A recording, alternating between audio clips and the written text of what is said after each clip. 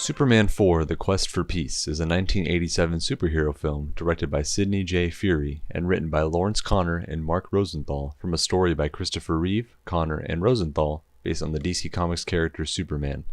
It is the fifth film, including Supergirl, in the Superman film series and a sequel to Superman 3. It is the first film in the series not to have the involvement of Alexander Salkind and Ilya Salkind as producers. The film also marks the final appearance of Reeve as Superman, who agreed to return in exchange for a large salary and some creative control, where he contributed to a script dealing with nuclear disarmament. Welcome back to DC Movie Rewind, where we look back at every live-action DC movie. Today we are discussing Superman 4: The Quest for Peace. Alexander Salkind and his son Ilya, the producers of the Superman series, planned to produce a fourth Superman film if Superman 3 grossed at least $40 million. The film received an unexpectedly negative reaction, but still grossed $80.2 million. Reeve was also hesitant to return to the series as Superman. The Salkinds announced plans for a fourth film regardless, but after the commercial failures of Supergirl and their next film Santa Claus the Movie caused them financial strain, they began to consider if the franchise had run its course. After negotiations during the 38th Cannes Film Festival, Ilya Salkind agreed to sell the Superman franchise to Menahem Golan and Yorham Globus of the Cannon Group Inc. for $5 million in June 1985. The studio enticed Reeve to return by offering him $6 million, financing for his pet project Street Smart, and approval over the story and director.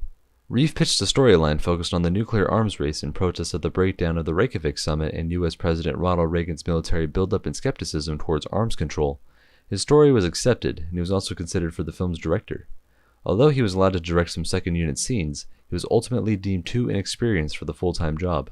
Richard Donner claimed in the commentary for Superman 2, the Richard Donner cut, that Cannon unsuccessfully asked him to return to the series, and he declined his part due to a scheduling conflict with Lethal Weapon.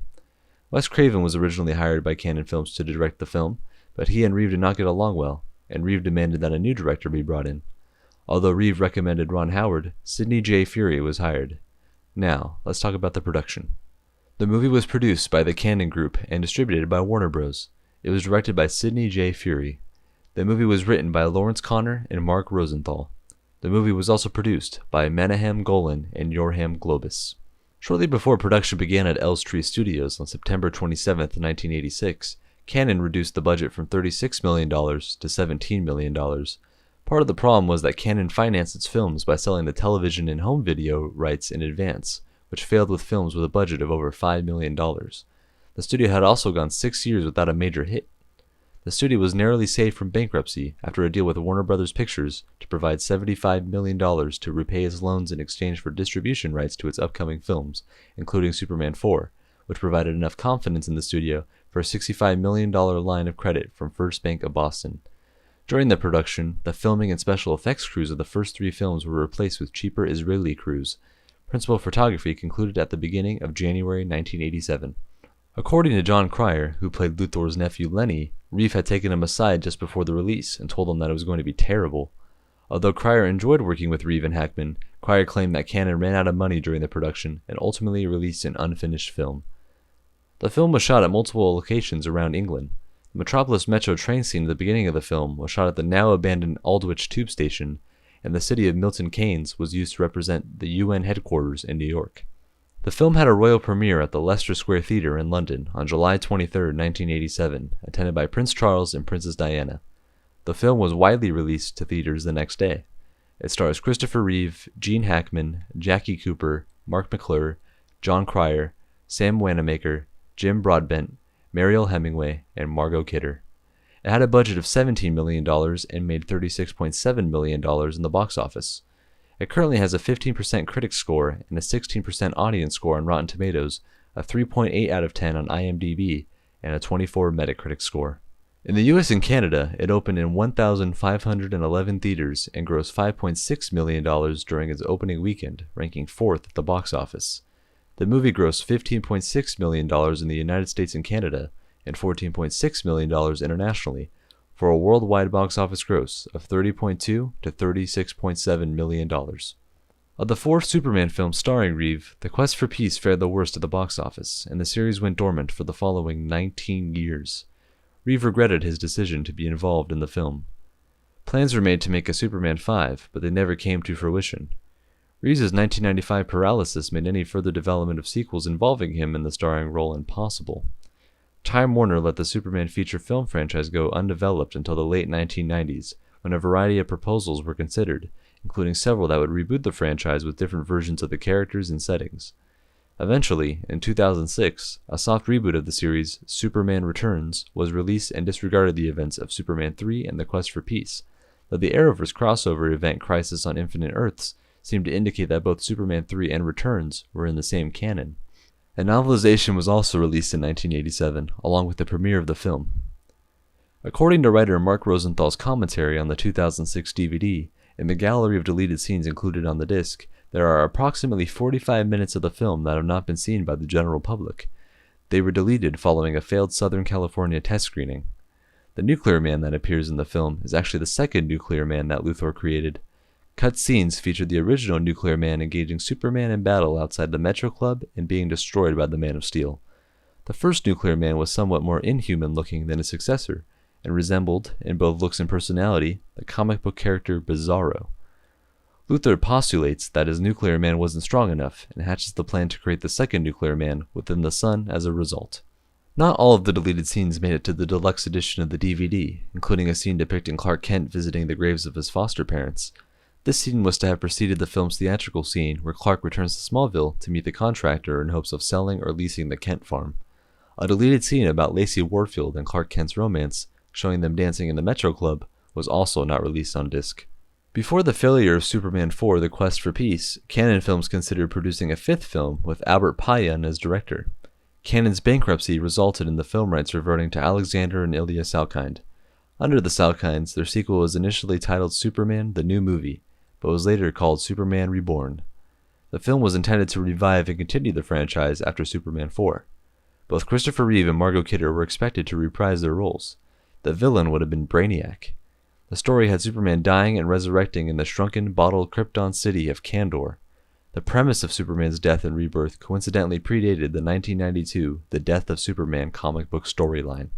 With the success of the Death of Superman comic book storyline, Warner Bros. Purchased the rights of Superman from the Salkinds in 1993 and hired producer John Peters to develop a new Superman film. Peters, in turn, hired John Lemkin to write a new script. Major toy companies insisted on seeing Lemkin's screenplay before the deadline of the 1993 American International Toy Fair. Lemkin's script in March 1995, titled Superman Reborn, featured Lois Lane and Clark Kent with relationship troubles and Superman's battle with Doomsday. When Superman professes his love to Lois, his life force jumps between them just as he dies, giving Lois a virgin child. Their child, who grows to adulthood in 3 weeks, becomes a resurrected Superman and saves the world.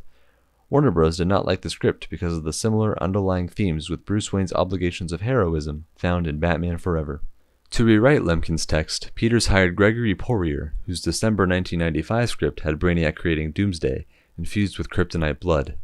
In Poirier's script, Superman has romance problems with Lois Lane and visits a psychiatrist before he is killed by Doomsday. An alien named Cadmus, a victim of Brainiac, steals his corpse. Superman is resurrected and teams with Cadmus to defeat Brainiac. Powerless, Superman wears a robotic suit until his powers, which, according to the script, are a mental discipline called Pinyar, return. At Peter's request, Poirier had Superman wear an all-black suit at the end of the script. Other villains included Parasite and Silver Banshee. Though Poirier's script impressed Warner Bros., Kevin Smith was hired to rewrite. Smith thought that Poirier's script did not respect the Superman mythos properly. On November 12, 2024, a recorded live script reading performance of Superman Reborn took place in Hollywood. There was a third draft of the story that leaked on the internet many years ago, but it was not the draft that was used. What was used was the never-before-seen first draft that was signed off and intended by producer Ilya Salkind and writers Mark Jones and Cary Bates before getting revision notes from Warner Bros. And DC at the time. There are some major differences between the drafts. During the live Q&A, Jones and Salkind revealed that George P. Cosmatos was originally attached to direct before he and Salkind clashed. Christopher Reeve would never portray Superman on screen again, but fans now have an idea of how his journey as the hero could have ended. Before Superman returned to the big screen in 2006 with Superman Returns, the character appeared in several TV series over the years. These shows would include Superboy, Lois and Clark: The New Adventures of Superman, and Smallville.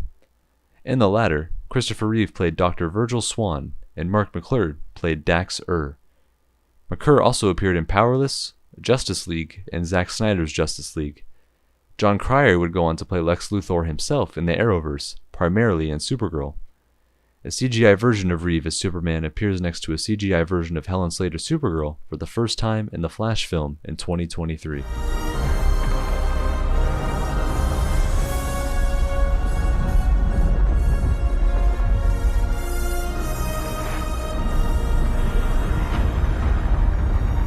In 2024, a documentary film about the life of Christopher Reeve after a horse riding accident left him paralyzed and his subsequent work as an activist for disability rights, titled Superman, The Christopher Reeve Story, was released. Reeves' children Alexander Reeve Givens, Matthew Reeve, and Will Reeve are featured in the film. He was indeed a Superman. With that being said, thanks for watching. Next time we'll be talking about The Spirit from 1987. If you enjoyed this episode and would like to see more, consider giving a like or rating and subscribing with notifications so you never miss an episode. It's free. Also feel free to check out our other episodes and share this podcast with others on YouTube, Spotify, or Apple Podcasts. We'll see you next time on Movie Rewind.